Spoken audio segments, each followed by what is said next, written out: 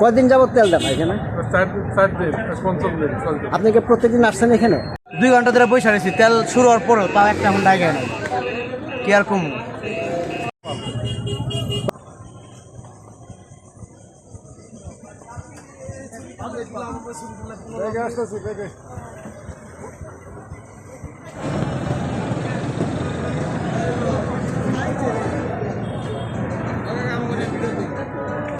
টিকো কোথায় দেখো গাড়ি